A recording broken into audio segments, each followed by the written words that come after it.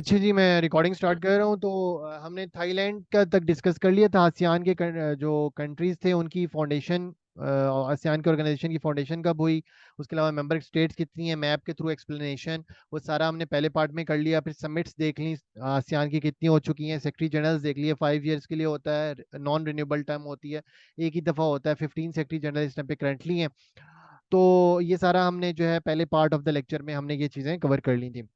Now moving towards the remaining countries जो कि members हैं, हमने थाईलैंड और इंडोनेशिया कर लिया था। सो अब जो है we are moving towards Brunei Darussalam. Brunei Darussalam का जो कैपिटल है इट्स बंदर सिरी भगवान। Bandar Seri Begawan is the capital of Brunei Darussalam. और इसकी जो करेंसी है, बेसिकली सल्तनेट है, ये किंगडम है और ये एब्सोल्यूट मोनार्की है। ठीक है। और इधर जो है इसकी जो करेंसी है उसका नाम है ब्रुनाई डॉलर। ब्रुनाई डॉलर जो है करेंसी है। कैपिटल इज बंदर सिरी भगवान। और सल्तनेट ऑफ ब्रुनाई भी इसको कहते हैं। हेड ऑफ स्टेट जो है वो हसन अल बुल किया है सिंस 1967 से। 1967 से ये किंग भी हैं और 1984 से ये प्राइम मिनिस्टर भी बन गए हैं। तो ये एब्सोल्यूट मोनार्की है, मतलब absolute control of one man है यहाँ पर। कोई डेमोक्रेटिक यहाँ पर सिस्टम वगैरह अवेलेबल नहीं है। तो ये ब्रुनाई दारुसलाम के हवाले थे। इसी वजह से तो आसियान को बेस्ट वर्किंग ऑर्गेनाइजेशन कहते हैं, क्योंकि आसियान में मोनार्की भी आपको मिलती है कंट्रीज में, डेमोक्रेसी भी मिलती है, कॉन्स्टिट्यूशनल मोनार्की भी मिलती है, एब्सोल्यूट मोनार्की भी मिलती है, लेकिन स्टिल जो है उनका ट्रेड रिलेशंस अच्छे हैं और ट्रेड रिलेशंस कभी सस्पेंड नहीं हुए। बीच में क्लैशेस भी हैं, रिवर्स को लेकर हैं, आइलैंड्स को लेकर हैं, लेकिन एक अच्छा वर्किंग रिलेशंस जो है वो हमें नजर आते हैं। और कोलेक्टिवली उन्होंने अपने आप को 6th GDP of the world जो है वो बना लिया है। Now moving towards next slide. Next is Malaysia. और मलेशिया के जो कैपिटल है वो है जी Kuala Lumpur.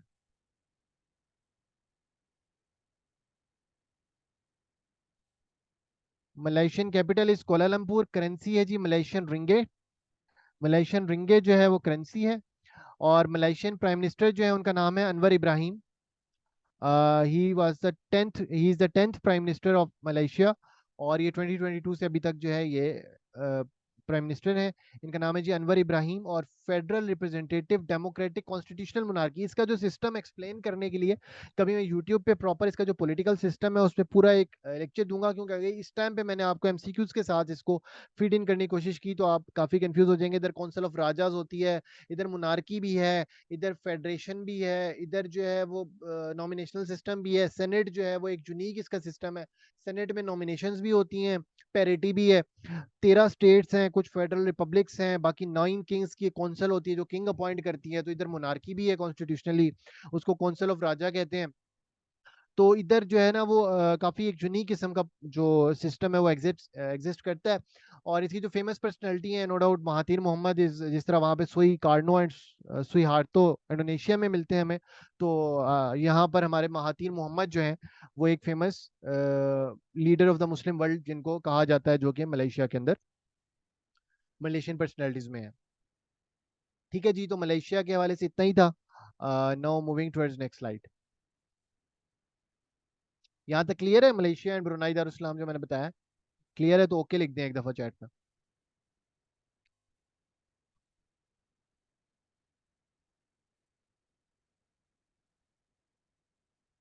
All clear till now? I hope so clear है। सो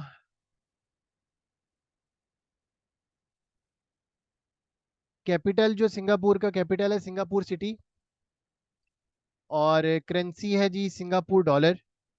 सिंगापुर का कैपिटल है सिंगापुर सिटी और इसकी जो करेंसी है उसका नाम है जी सिंगापुर डॉलर।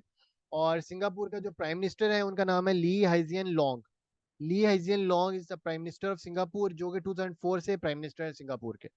ठीक है, Lee Hsien Loong is the prime minister of Singapore और ये कब से? 2004 से, मतलब अभी इनकी फिफ्थ टर्म, अभी फिफ्थ टाइम ये इलेक्ट हुए हैं। तो जिस तरह से लार्जेस्ट, इससे के अलावा एक और लीडर ऑफ द वर्ल्ड थी, वो वाइस चांसलर थी जर्मनी की, एंजीला मर्कल, उन्होंने भी 4 टर्म्स एंजॉय की हैं। तो लाइकवाइज ली हेजियन लॉन्ग जो है ये भी फिफ्थ अभी टर्म इनकी आ रही है। वो फोर्थ के बाद उन्होंने अब ऑल ऑफ स्कॉल्स हैं, वो वाइस चांसलर है जर्मनी के। तो चांसलर, सॉरी, चांसलर हैं जर्मनी के। तो और वो चांसलर थी पहले, तो अब वो नहीं है। लेकिन इस तरह से ली हाइजन लॉन्ग जो है ये सिंगापुर के अंदर होता है। सिंगापुर जो है यूनिटरी पार्लियामेंट्री रिपब्लिक है। यूनिटरी बेसिकली वो स्टेट को कहते हैं जहां पर कॉन्स्टिट्यूशनली जो यूनिट्स होते हैं ना उनको पावर नहीं दी होती। जैसे पाकिस्तान फेडरेशन है, तो फेडरेशन क्यों है? क्योंकि पाकिस्तान के कॉन्स्टिट्यूशन में डिफाइंड है कि Pakistan will be A federation, जो कि कैपिटल होगा, 4 प्रोविंसेस होंगे, और आर्टिकल 1 के अंदर एक प्रॉपर डेफिनेशन गिवन है। लेकिन यूनिटरी होती है वहां पर एक एक ही कंट्री होती है। मोनोलिथिक कंट्रीज के अंदर ज्यादा ही एग्जिस्ट करती है, जैसे यूके यूनिटरी कंट्री है, यूनिटरी फॉर्म ऑफ गवर्नमेंट है वहां पे। तो और बेसिकली पार्लियामेंट्री रिपब्लिक है। यहाँ पे पार्लियामेंट्री सोवरेनिटी है, पार्लियामेंट इज सोवरेन, और डेमोक्रेसी है सिंगापुर के अंदर। फाउंडर इसके जी है ली क्वान यू, काफी फेमस है, जिन्होंने सिंगापुर को एक सिंपल एक पोर्ट सिटी से उठाकर दुनिया की one of the top economy बना दिया है। ह्यूमन डेवलपमेंट में फोकस करें तो ली क्वान यू जो है वो बहुत एक इम्पॉर्टेंट नेम है। फाउंडर भी हैं सिंगापुर के, और वैसे भी अ, इसके अलावा भी जर्नल हिस्ट्री में भी उनका एक कलीदी मकाम है। सिंगापुर के बाद जी लाउस। लाउस जो है कैपिटल है, और इसका कैपिटल है, उसका नाम है वियंतियाने। वियंतियाने इसका कैपिटल है। वियतनाम भी क्योंकि इधर ही आता है ना, तो वियतनाम से याद कर लें। Vientiane is the capital of Laos, और इसकी करेंसी है Laotian kip. Laotian kip is the currency of Laos. ठीक है, Laotian kip is the currency of Laos. Laos के प्रेसिडेंट का नेम है थोंगलो सिसोलिथ। थोंगलो सिसोलिथ जो है वो करंट प्रेसिडेंट है लाउस के। और लाउस जो है बेसिकली कम्युनिस्ट सोशलिस्ट रिपब्लिक है। ठीक है, it's one of the 5 countries in the world जो अभी भी कम्युनिस्ट सोशलिस्ट रिपब्लिक है। एक तो वहाँ क्यूबा है, और बाकी 4 इसी इसी जोन में आपको मिलते हैं। प्रेसिडेंट जो है इसके थोंगलो सिसोलिथ हैं। वन पार्टी सिस्टम है, और इस को सोशलिस्ट रिपब्लिक कहते हैं। और ये लैंड लॉक कंट्री है। और इसके अलावा इसको लैंड ऑफ मिलियन एलिफेंट्स भी कहते हैं। ये अक्सर ये सबसे फेवरेट पार्ट है, वो जैसे लैंड ऑफ स्माइल्स था ना थाईलैंड, तो इस तरह से ये बहुत फेवरेट पार्ट होता है एग्जामिनर का, कि वो ये आपसे पूछ लेता है। इसको लैंड ऑफ मिलियन एलिफेंट्स कहते हैं। ठीक है, लैंड ऑफ मिलियन एलिफेंट जो है वो किसको कहते हैं? लाउस को। लाउस को लैंड ऑफ मिलियन एलिफेंट्स कहते हैं।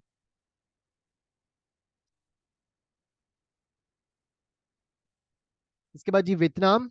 वियतनाम जो है, वियतनाम का कैपिटल है हनोई। हनोई जो है वो कैपिटल है वियतनाम का, और वियतनाम की करेंसी है Vietnamese Dong. Vietnamese Dong is the currency of Vietnam.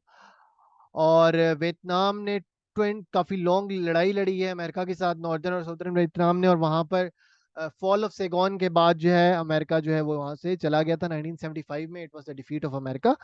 और फॉल ऑफ सैगॉन ये इवेंट हुआ था, तो इस वजह से जो है यहाँ पर। और ये 1967 के बाद आपने अक्सर ये भी किसी ने क्वेश्चन नहीं पूछा कि 76 में क्यों पहला समिट हुआ, तो उसकी वजह ये थी कि वियतनाम जो एक मेन कंट्री था, वो साउथ ईस्ट एशिया के उस वक्त हालात ठीक नहीं थे, तो इस वजह से भी पहला समिट नहीं हुआ। और उसके बाद फिर कोल्ड वॉर की वजह से जो पीक थी उसकी वजह से 76 86 में कोई समिट नहीं हुआ।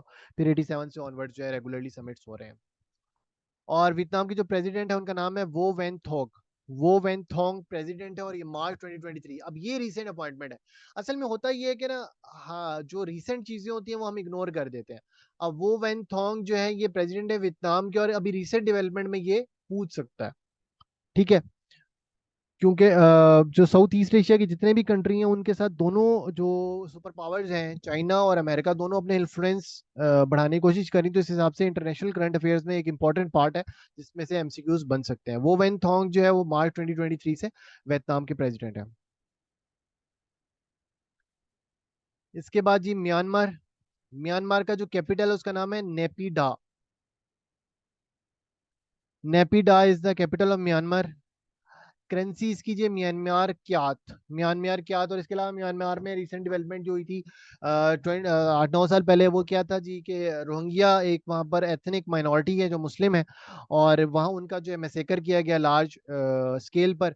और वो उनमें से अक्सर रिफ्यूजीज जो है अभी भी बांग्लादेश में, और बांग्लादेश भी ने भी अभी ह्यूमन राइट्स वॉच की तरफ से कंट्रोवर्सी का सामना किया, कि बांग्लादेश ने डिसाइड किया था कि हम एक आइलैंड बना रहे हैं, और वहां पर उन सारे रोहिंग्या मुस्लिम्स को, जो आइलैंड है हमारा बांग्लादेश का, हम वहां पर उन सबको भेज रहे हैं। और रोहिंग्या मुस्लिम्स ने उसके बाद ह्यूमन राइट्स वॉच को इंटरव्यू दिया था कि अगर हमें वहां पे भेजा जाता है तो इतना वो इन्वायरमेंट ऐसा है कि हम वहां पर शायद सस्टेन ना कर सकें, तो हमें एक तरह से हमारा जो है वो जेनोसाइड किया जा रहा है बांग्लादेश की तरफ से भी, कि हमें उधर भेजा जा रहा है। म्यांमार के जो हेड ऑफ स्टेट है, जिसको सुप्रीम लीडर कहते हैं, जैसे ईरान के आयतुल्ला अली खामनाई हैं, बेसिकली म्यांमार ने ना मिलिट्री जनता ने फरवरी 2021 में टेक ओवर कर लिया। म्यांमार की हिस्ट्री पाकिस्तान की तरह ही है मिलिट्री टेक ओवर के हवाले से। और आंग सान सूची यहाँ पे डेमोक्रेटिक लीडर है। वो इन पावर थी 2008 से, और पाकिस्तान ने उनको सिविल अवार्ड भी दिया था during the people's party government. 2009 में वो पाकिस्तान आई थी। और इनका जो है सुप्रीम लीडर है उनका नाम है जी महाथ्रे सितुमिन। महाथ्रे सितुमिन ये बेसिकली सीनियर जनरल है ऑफ द म्यांमार आर्मी। और महाथ्रे सितुमिन, और इस टाइम पे म्यांमार के अंदर एक सिविल वॉर की कैफियत है, बिकॉज जो पॉलिटिकली क्योंकि राइट्स बिल्कुल खत्म कर दिए गए हैं जो कि पॉलिटिकल पार्टीज के। तो जो आंग सान सूची की पार्टी है उनके जो सपोर्टर्स हैं वो अगेंस्ट द मिलिट्री जनता वहां पर फाइट कर रहे हैं। और ये फाइट जो है पहले पॉलिटिकल थी, लेकिन क्योंकि मिलिट्री की तरफ से फोर्स का इस्तेमाल किया गया और प्रॉपर एक वॉर लाइक सिचुएशन क्रिएट की गई, तो अब वहां से भी जो रेजिस्टेंस है वो भी एक मतलब आर्म्ड रेजिस्टेंस हो रही है। तो इस वजह से काफी सिविल वॉर लाइक सिचुएशन है। म्यांमार का जो ओल्ड नेम है वो बर्मा है। म्यांमार का ओल्ड नेम बर्मा है। और इसकी मैंने साथ एक और चीज बताई, म्यांमार में पहले जो कैपिटल था उसका नाम रंगून, एक इंपॉर्टेंट सिटी है म्यांमार का। और वहां पर किस मुगल एम्परर को एग्जाइल किया गया था? Can anyone tell? Mughal emperor को एग्जाइल किया गया था और वहीं उसकी डेथ हो गई थी, रंगून के बहादुर अंदर शाह जो जफर। म्यांमार का सिटी है। बहादुर शाह जफर। कितना बदनसीब है जफर के कफन के लिए 2 गज जमी भी ना मिली कुएं यार में। एनीवेज, खैर, it was separated from India under, वो शायरी के अलावा अगर कुछ कर लेता तो शायद कोई और बात होती, उसने शायरी ही की थी सिर्फ। It was separated from India under government of India act 1935। Government of India act 1935 का ये मैंने साथ आपको इंडो पाक हिस्ट्री और पाकिस्तान अफेयर्स का एमसीक्यू करा दिया। गवर्नमेंट ऑफ इंडिया एक्ट 1935 के अंदर जहां और डेवलपमेंट्स हुई थी, सिंध को बंबई से अलहदा किया गया था, एनडब्ल्यूएफपी को कॉन्स्टिट्यूशनल स्टेटस दिया गया था, प्रोविंशियल स्टेटस दिया गया था। उस टाइम पे एनडब्ल्यूएफपी जो अभी जिसको खैबर पख्तूनख्वा नाम है प्रोविंस का, आफ्टर 18th अमेंडमेंट 2010 में जिसका नाम खैबर पख्तूनख्वा है, उस टाइम पे उसको एनडब्ल्यूएफपी कहा जाता था। तो वो उसको स्टेटस दिया गया प्रॉपर प्रोविंस का। हालांकि प्रोविंस बन गया था 1901 में, लेकिन प्रॉपर स्टेटस 1937 में मिला था 1935 के एक्ट के तहत। और इलेक्शंस हुए थे वहां पर। और इस तरह से बर्मा जो है उसको यहाँ से अलग किया गया था। और यहाँ तक क्लियर है तो मुझे एक दफा ओके लिख दें चैट में आप लोग। एक दो ही कंट्रीज और रह गए हैं, फिर हमारा तकरीबन लेक्चर एंड पे ही है।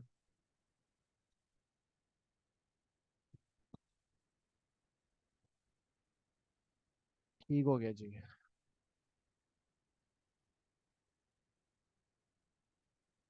इसके बाद जी कंबोडिया। कंबोडिया का कैपिटल है जी फेनोफेन। फेनोफेन, ये पी जो है साइलेंट है। Phnom Penh. Phnom Penh is the capital of Cambodia. और currency is Cambodian riel. Riel, riyal नहीं है, riel. Cambodian riel is the currency of Cambodia. Cambodian prime minister जो है इस टाइम पे हुन मैनेट है। बेसिकली ये जो इसका प्रीवियस प्राइम मिनिस्टर था ना, ये भी बेसिकली पार्लियामेंट्री लेकिन कंट्रोल डेमोक्रेसी एक तरह की, और ये भी सोशलिस्ट स्टेट ही है। प्रीवियस प्राइम मिनिस्टर थे हुन सेन। वो 1985 से 2023 तक, पहले वो आर्मी जनता का हेड भी था, मिलिट्री का भी। तो हुन सेन जो 1985 से 2023 तक 38 इयर्स रूल किया। तो अभी उसी के बेटे को, कल या परसों की न्यूज है कि पार्लियामेंट ने हुन मैनेट को नया प्राइम मिनिस्टर इलेक्ट कर लिया। तो प्रॉपर एक डायनेस्टिक रूल है। और इसको किंगडम ऑफ वंडर्स कहते हैं। और पाकिस्तान का एलिफेंट कवान, ये अभी 2020 के अंदर पाकिस्तान का एलिफेंट कवान जो इंडेंजर्ड था यहाँ पर, उसको कंबोडिया शिफ्ट कर दिया गया। ठीक है, इस्लामाबाद के जू से। तो इस एलिफेंट का क्या नाम था? कवान।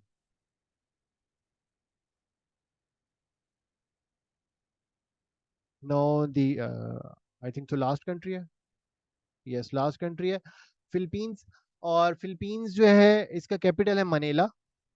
और इसकी जो करेंसी है वो जी है peso. Peso is the currency of Manila. Sorry, Philippines की करेंसी है पीसो। फिलीपींस के अंदर मुस्लिम एक रेबिलियन भी है।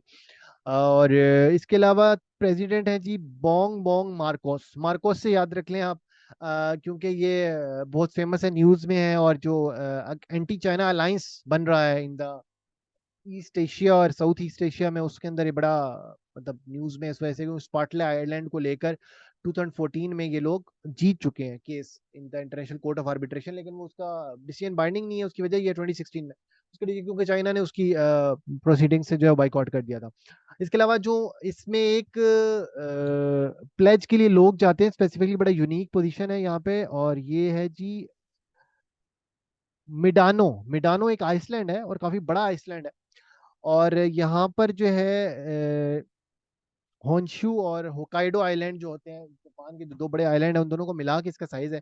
और यहाँ पर जो है लोग प्रॉमिस करने के लिए या कोई वादा करना हो दुनिया का आगे करने के लिए, तो उसके लिए लोग यहाँ जाते हैं, दुआएं वगैरह मांगते हैं। जो बुद्धिस्ट कल्चर के अंदर इसको बड़ा प्रमोट किया जाता है, और इसको लैंड ऑफ प्रॉमिस कहते हैं। मिडानो आइसलैंड को लैंड ऑफ प्रॉमिस कहते हैं। एमसीक्यू हमारा ये आएगा कि मिडानो आइसलैंड कहाँ लोकेटेड है, तो ये फिलीपींस का पार्ट है, और इसको लैंड ऑफ प्रॉमिस कहते हैं। अच्छा जी, largest island of the world कौन सा है? एनीवन?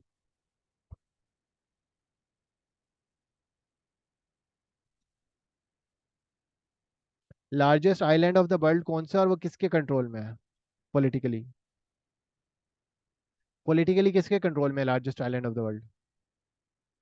डेनमार्क। ग्रेट। और फिलीपींस में जी ये डेमोक्रेटिक कंट्री है, और यहाँ जी प्रेसिडेंशियल सिस्टम ऑफ गवर्नमेंट है, और इसके जो करंट प्रेसिडेंट है, जो इनकम्बेंट प्रेसिडेंट है, उनका नाम है जी बोंग बोंग मार्कोस। और ये जी 30 जून 2022 से ऑफिस में है। अच्छा जी, that's all from my side. अब आप लोगों में से किसी ने कोई क्वेश्चन पूछना है तो क्वेश्चन के मैं रूल्स बता दूं। क्वेश्चन करने का तरीका ये होगा कि माइक को आप अनम्यूट नहीं करेंगे, आप लोग चैट में क्वेश्चन पूछ लेंगे। मैं रिकॉर्डिंग पॉज कर रहा हूँ।